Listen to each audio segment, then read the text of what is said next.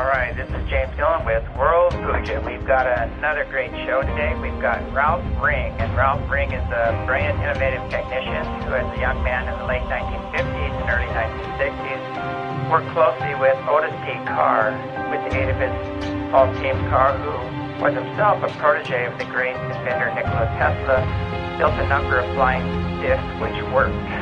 Prior to their experimentation, being forcibly terminated by government agents, and I know about this experience too, and we can talk later about that. The dramatic experiment recopied a 45-foot disc a distance of 10 miles, arriving at their destination instantaneously.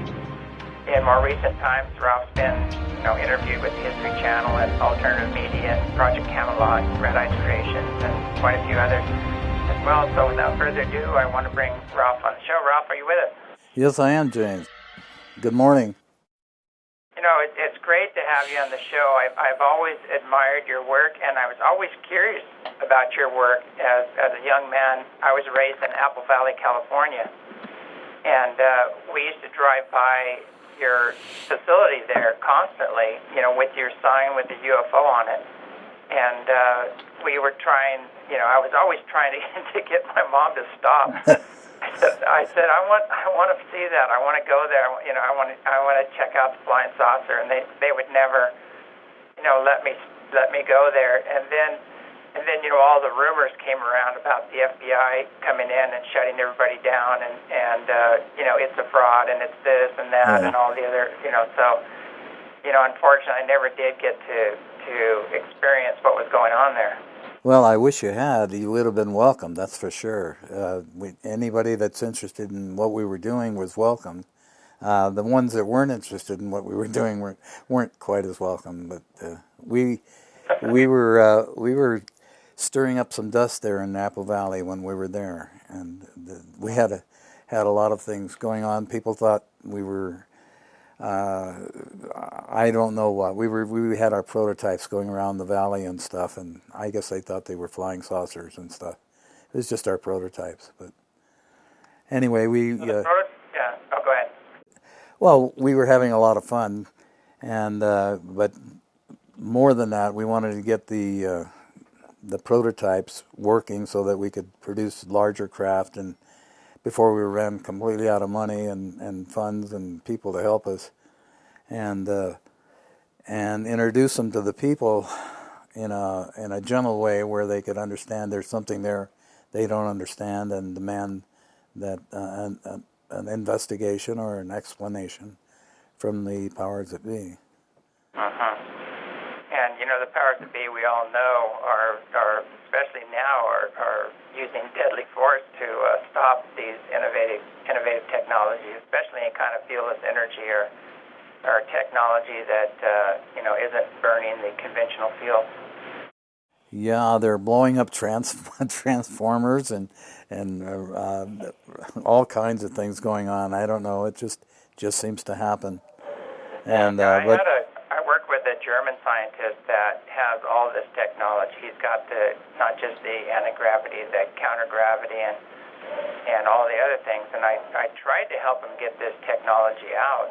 And, we ran into opposition on every level, including his family being threatened and his lab being blown up. And even some mafia people stepped into the picture, and luckily we missed a meeting that would not have been in our highest and best good, so it was just, even people in the industry, the so-called, fieldless energy technology or whatever, or fieldless free energy or whatever, a lot of those groups turned out to not be who they said they were. Yes, we found many of those people coming in and wanting to become a part of the betterment for all mankind and so forth. And we found out when we gave them a little information, they tried to run with it, and actually it was counterproductive. They were not really that interested in humanity. They were interested in trying to perhaps make more money on producing what we had, Yeah, that seems to be an ongoing thing. we had a joke about that. We were talking about, if vegetarians eat vegetables, what do humanitarians eat? So whenever these people came up to us and said they were a humanitarian, we were just waiting to watch them try to eat up our assets or our technology or whatever. Well, I think the tables are now turning. I think people are starting to wake up with the advent of the internet and all the people that are really tired of the old revolutionary system going around and around in circles, and they want to really start evolving now into a greater awareness, a greater reality, a greater consciousness of who and what we really are, and how we can really make a paradise again of what Earth is supposed to be. Yeah, it seems like the Earth was hijacked from its original intent. Was what's basically was to become an Eden where people could progress and evolve to their highest potential, and now it's devolved so far into just pure greed and elitism and actions against humanity and the earth. But I think that it's hit its pinnacle, its peak. I don't know if it can get much worse. It might get a little worse, but I know there's the energies that are coming in. I call them the powers that are slowly losing that iron grip and stranglehold on progression. Well, I feel in essence the bottom line is nature's holding the trump card, and that all is good really, and no matter what they throw at opposition or counterproductive things, in the long run what goes around comes around, and that's to me the first law of nature. So if they've painted themselves into a corner, which they obviously had, now they're going to seek out the visionaries and the discoverers and the inventors that are, that have been waiting in their garages and backyard laboratories to produce some of the ideas that they have concerning free and abundant energy. And when they do that, then they'll affect the change eventually, where it'll just happen overnight, because we've been waiting for years to just be invited to introduce what we have to show them. Yeah, I'll have to introduce you to this other man. It's quite amazing, because I've held this energy in my hand, this technology. I know it works. I've seen it operating. I have video of it operating. And it sounds interesting that you had some prototypes. Now, were these like smaller craft that you were flying around the area? Well, in Apple Valley, we had all kinds of things going. We had different types of craft and everything, but the ones that we had operational were just small. They were 6-inch to 12-inch in diameter, and we moved them around all of Apple Valley and Hesperia area. We tried not to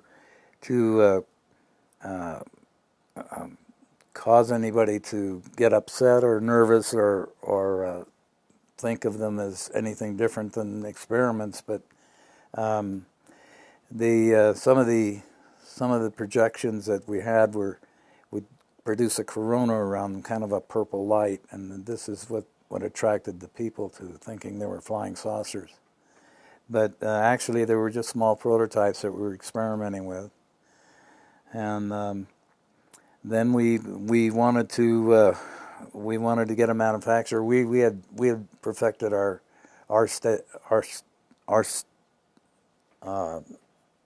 where we wanted to be. We perfected the prototypes to that point, and then we needed somebody that would help us manufacture them. So we went to General Motors, and that didn't seem to work out. They didn't want anything more to do with us. They thought we were trying to kill the monetary system. All we wanted to do was slow it down long enough to get some newer and better and different ideas into place. Now, these technologies that you were using, they seem to have a component. Now, I know the craft, I guess the 40-foot or 45-foot disc that you had, there was, if you don't mind talking about that, I don't know if you want to give away any secrets. No, there's no secrets. We don't have any secrets at all. Yeah, the craft, now it seemed to be totally aligned with consciousness, and it would raise, it would arrive at the destination instantaneous, which means it probably was actually raising into a different frequency, where it was beyond the physical and just jumping to wherever you focused on. Is that correct? Yeah, we just changed frequency, just like you change them on a radio station. You change from AM to FM, or modulation can go up and down. And it's really quite simple. It's so simple that most people, don't understand it. But it's the same thing as going to your favorite, whatever, sports or movie or outdoor adventure and getting excited. When you're doing that, you're raising your vibratory rates, and you're starting to expand your conscious awareness of what you're looking at or what you're experiencing. And you find yourself, for the moment, or sometimes extended to sometimes minutes, in an altered state of realizing you're in another dimension. You're looking at the same thing from many different angles simultaneously, instead of one single angle. So it is consciousness, and everything. Yeah. And Carr, we used to have long talks about consciousness, because he said that without consciousness, nothing will ever work. It'll keep going around and round in circles. And he equated consciousness to being who and what we truly are. We are living in a state of manifestation that we ourselves create with our minds, and we have the power to change that. We have choices all the time. But the unfortunate part is, in the system that we've been exposed to, it keeps repeating the same picture over and over, instead of allowing the change to take place. They always bring the past and try to put it into the future, instead of being content with the now and allowing nature to help us change.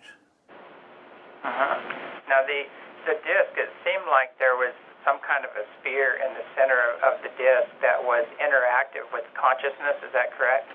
Yeah, it was a crystal. I'm guessing at 12 inches. I don't know how large it was. It was a circular crystal, a spherical crystal, and it was faceted.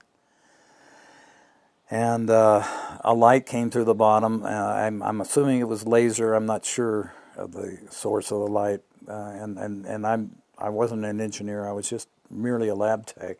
But I was honored by Carr to be a part of the initial operation. And the light would come through the crystal and illuminate the entire craft inside. It was beautiful. It had millions of colors. I couldn't begin to describe. I could sit all day and describe the colors of red, and all the way from infrared to ultraviolet. It was millions of colors. That's all I can say. And then when we were given the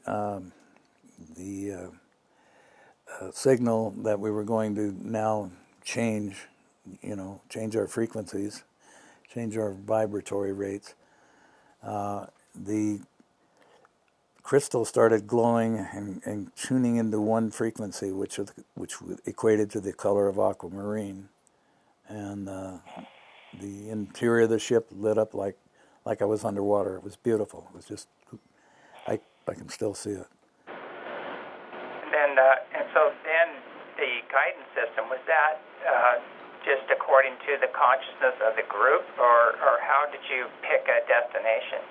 Well, they had the engineers, the way I understand it, went downrange and found a specific area which was isolated, so we wouldn't have a lot of interference from anybody, and measured it electronically and they found that area equated to the light and color spectrum of aquamarine, and so they and Carr explained resonant frequencies and resonant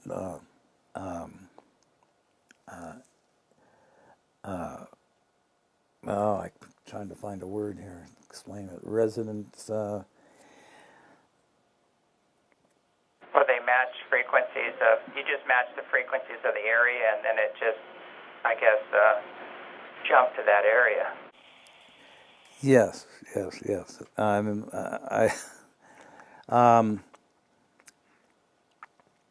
Marsha, do you remember the word I used to use for this to explain it? I've got Marsha here with me, incidentally, James. I'd like to Okay. have her. Do you remember what I... It was just the different frequencies that radiated or functioned with the color aquamarine, and it had been measured down about 10 miles down, and that's where the saucer would land then. Yeah, well, I can't remember. I still can't think of the name of the term of it. I'm sorry, I stalled here a little bit, but... Is it like sympathetic resonance or something? Yeah, that's exactly what it was. We resonated with the color of aquamarine, which was measured down range, and it happened to be around 10 miles, I believe it was. And then all we were told to do was just to clear our minds, take all the thoughts out of our minds completely, and don't think of anything. And we would go through the experience. And Carr explained that consciousness is who and what we are. We are not per se physical beings at all. We are energy fields that operate through the vessels that we call and relate to as being physical. But these are produced by the mind in nanoseconds, if you will. We have little cameras for eyes that see in so many frames per second, so that we seem to be visualizing a denser form of matter, which is really only energy, but we perceive it as matter. So when you understand